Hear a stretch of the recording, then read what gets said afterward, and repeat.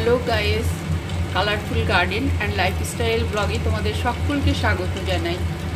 আজকে আমি তোমাদের সঙ্গে শেয়ার করব সেটি হচ্ছে রুই মাছের একটি প্রিপারেশান। দেখো, আমি সেই জন্য রুই মাছটা অলরেডি ভালো করে ধুয়ে নিয়ে জলটা ঝরিয়ে নুন হলুদ মাখিয়ে রেখেছি, এবং পাশাপাশি দেখো ফ্রাইং প্যানে অলরেডি মাছ ভাজার একটু তেল ছিল, কিছুটা তেল আরও দরকার, আমি যার জন্য আরেকটু তেল আমি দিয়ে দেবো।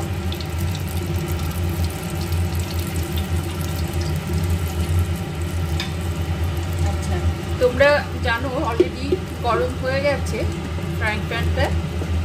আমি একটু সামান্য ভাজার সময় হলুদ গুঁড়ো এবং লবণ দিয়ে দিই যাতে তেলটা না ছিটকই। দেখো দিয়ে দিলাম, এবার যাতে মেল্ট হয়ে যায় আমি সেই জন্য একটু নাড়িয়ে নিচ্ছি।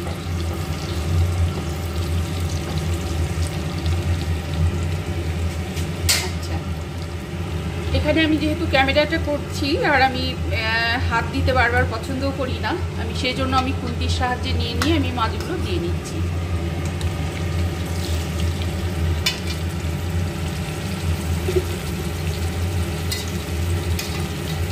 আচ্ছা, একে একে আমি মাছগুলো দিয়ে দেবো, দিয়ে আমি কিন্তু লাল করে কিন্তু ভেজে নেব।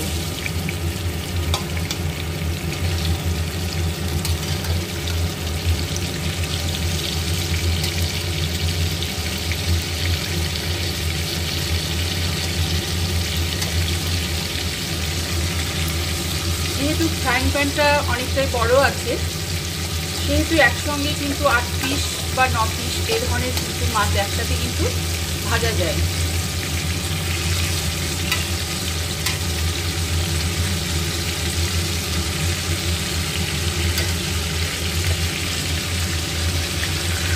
দেখো একসঙ্গে বেশ কয়েক পিস মাছ একসঙ্গেই ভাজা যায়, অতএব সুবিধে হয় অনেকটাই।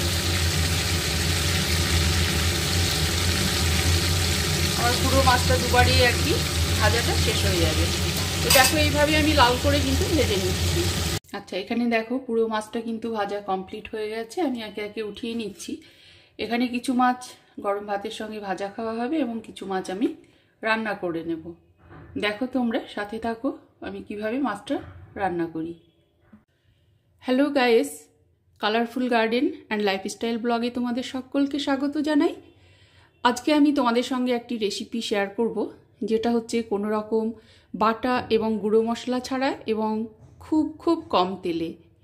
দেখো আমরা অনেক বন্ধুরাই রান্না করে থাকেন বিভিন্ন রকম মশলা সহযোগে এবং অনেকটা তেল পরিমাণ দিয়ে, কিন্তু আমি তোমাদের সঙ্গে শেয়ার করব আমি মূলত তাদের কথাই আর কি ভেবে রান্না করছি, যাদের sugar, pressure, cholesterol, thyroid, uric acid এই ধরনের বহু রকম অসুবিধায় যারা ভুগছেন, তাদের কিন্তু ওই ধরনের খাবার খাওয়া একদম উচিত নয় এবং খাওয়া যাবে না। কিন্তু আমাদের দেখো তাদের কথাও তো ভাবতে হবে। শুধুমাত্র নিজেদের কথা ভেবে স্পাইসি রিচ খাবার আমরা যারা প্রতিনিয়ত রান্না করে থাকি, আমাদের কিন্তু সেটা ঠিক নয়।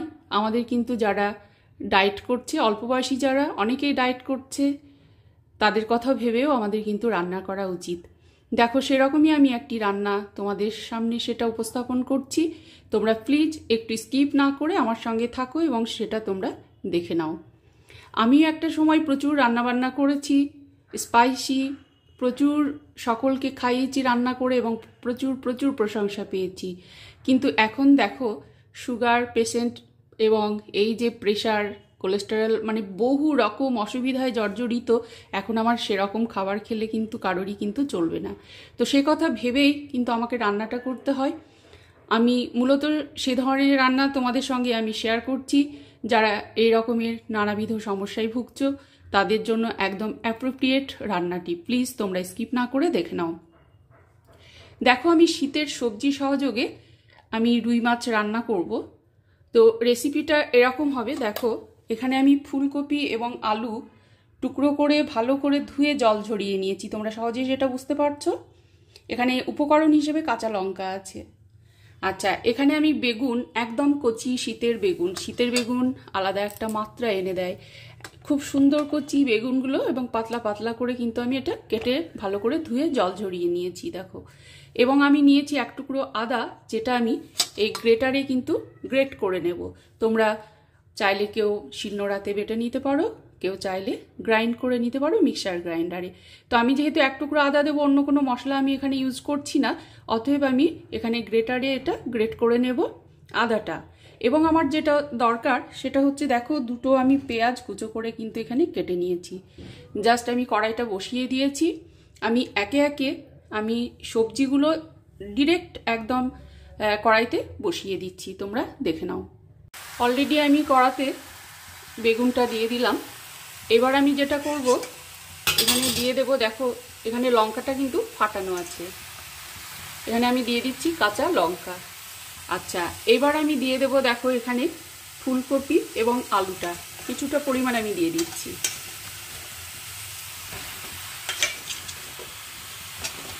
আচ্ছা, গ্যাসটা দেখো অন করা আছে। আমি এরপরে আমি অ্যাড করছি স্বাদ অনুযায়ী লবণ। এরপরে আমি দিয়ে দেব হলুদ গুঁড়ো।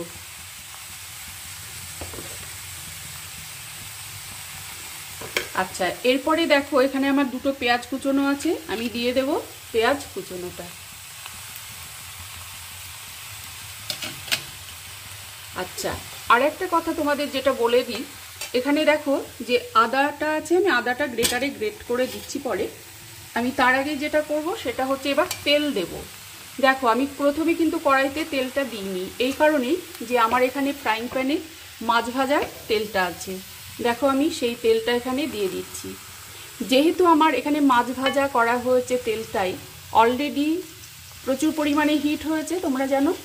আবারও যদি আমি তেলটা কড়াইতে বসিয়ে হিট করে নিই, তাহলে কিন্তু ফুড ভ্যালুসটা একেবারেই থাকবে না। যে তেলের, সর্ষের তেলের যে ফুড ভ্যালুস, সেটা তো একদমই থাকবে না, এবং অনেক ক্ষেত্রে দেখা যায় সেটা একটু পয়জনিংও হয়ে যেতে পারে। তো যার জন্য আমি এটা মাছের তেল দিলাম যেহেতু, আর মাছ দিয়ে রান্না করব, সেহেতু আমি মাছ ভাজার তেলটাই কিন্তু এখানে আমি কিন্তু অ্যাড করলাম। দেখো এবার আমি ভালো করে নাড়াচাড়া করে নেব, এবং বাকি যে সবজিটা আছে আমি সেটা দিয়ে দিচ্ছি। আচ্ছা, সেটা আমি দিয়ে দেবো এবার।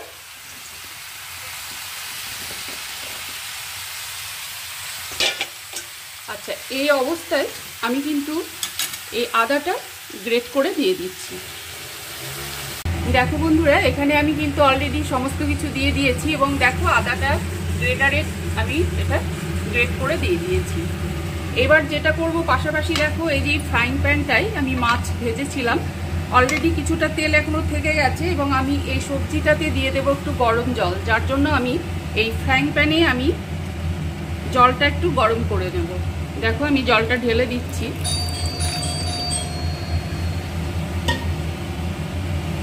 এই গরম জলটা আমি সেদ্ধর জন্য এই সবজিতে কিন্তু অ্যাড করে দেব। তোমরা প্লিজ স্কিপ না করে একটু দেখে নেবে। দেখো বন্ধুরা, অলরেডি জলটা এখানে গরম হয়ে গেছে। আমি এই জলটাই কিন্তু এই সবজির ভেতরে ঢেলে দেব, এবং এখানে ভেজে রাখা মাছ আছে, আমি মাছটা পরে দিয়ে দিচ্ছি।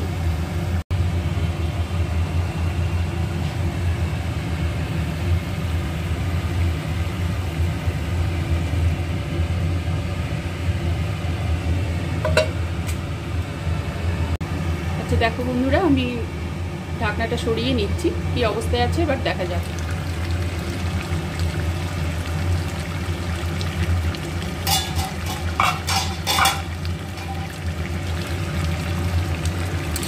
আচ্ছা, প্রায় এটা সেদ্ধ হয়ে গেছে।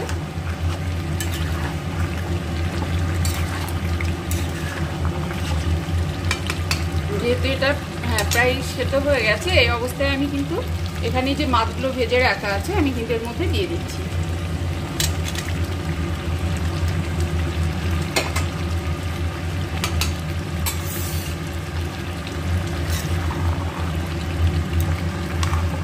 আচ্ছা, আমি এবার কিন্তু এখানে গরম জল করে রাখা আছে, আমি গরম জলটা কিন্তু অলরেডি দিয়ে দিচ্ছি।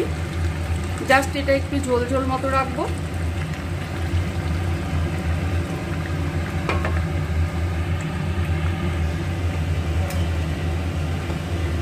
আচ্ছা, একটু আমি এটা উপর নিচ করে দেব যাতে মাছের ফ্লেভারটা সবজির সঙ্গে মিশে যায়।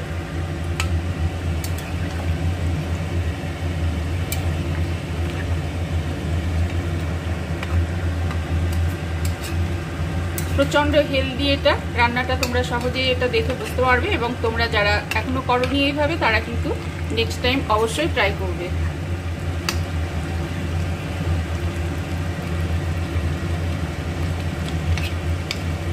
তোমরা অবশ্যই এটা দেখতে পেলে যে কোনো রকম মশলা ছাড়াই এবং ভীষণই কম পরিমাণ তেল ইউজ করে।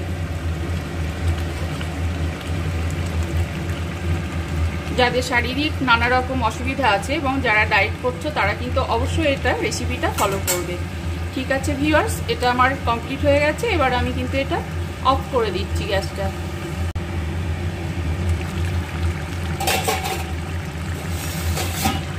দেখো এটা পুরোটা কিন্তু রান্নাটা কিন্তু কমপ্লিট হয়ে গেছে। এবার আমি গ্যাসটা বন্ধ করে দিচ্ছি।